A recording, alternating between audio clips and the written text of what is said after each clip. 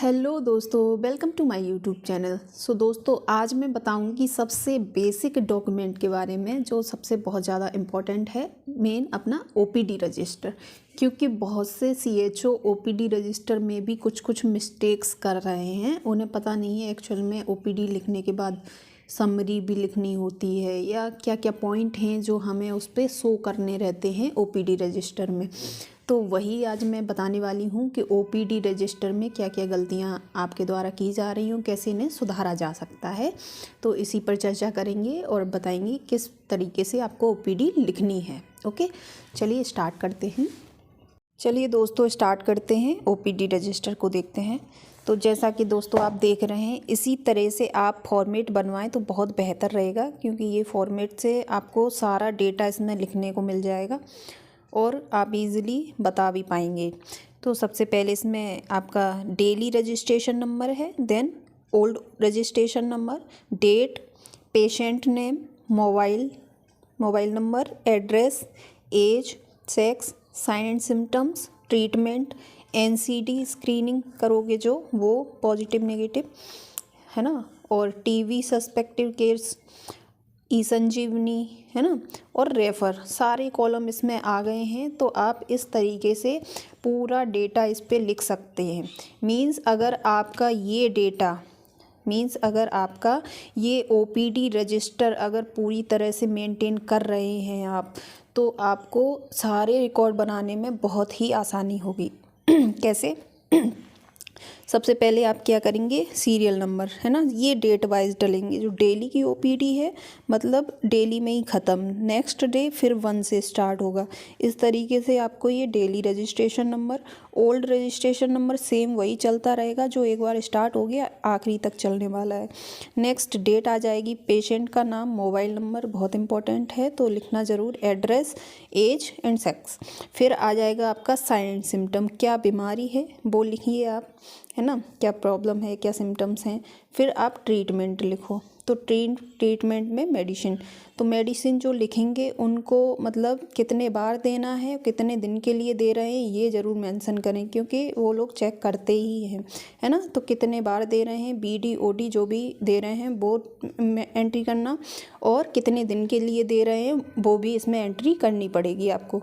अब आता है एनसीडी का कॉलम, तो एनसीडी में जो आपने एनसीडी स्क्रीनिंग की है, बीपी चेक किया है या शुगर चेक की है, तो उसको आप उसकी वैल्यू आपको इसमें लिखनी है, ठीक है।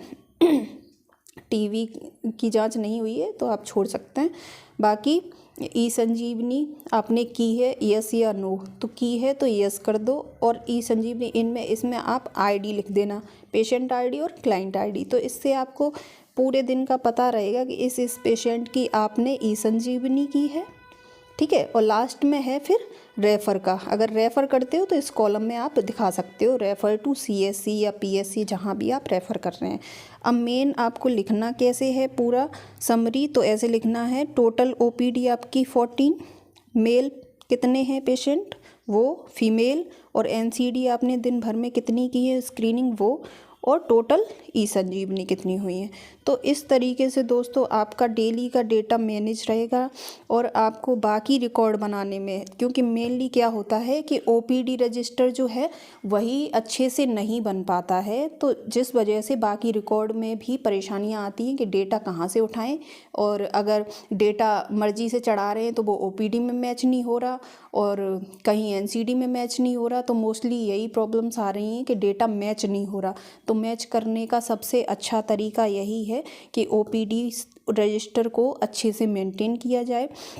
जो भी पेशेंट आ रहा है उसकी आपने एनसीडी की, ठीक है, एनसीडी की। अब उन्हीं एनसीडी की आप एनसीडी वाले मरीज की या जितने भी मरीज आ रहे हैं उन्हीं को उठा के आपने क्या कर दिया, टेली कंसल्टेशन कर दिया।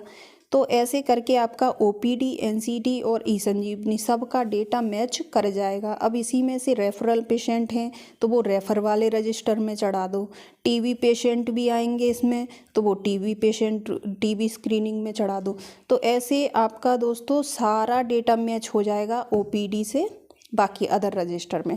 इसी प्रकार से आपको मेंटेन करना है। बाकी आपको कुछ कुछ बीमारियां हैं, क्योंकि वो कहते हैं कि कौन कौन सी बीमारियां आप देखते हैं या किस किस का इलाज है, तो आप कुछ कुछ बीमारियों को हाईलाइट कर सकते हैं। जैसे आपने किसी की मलेरिया जांच की है तो आप उसको हाईलाइट कर दो, है ना। इसी तरीके से ये हो गई आपकी डे की। और ऐसे मंथली समरी भी लिखनी रहती है कि टोटल ओपीडी मंथ में कितनी की, और टोटल एनसीडी, टोटल ई संजीवनी, इस तरीके से मंथ का भी लिखना रहता है दोस्तों।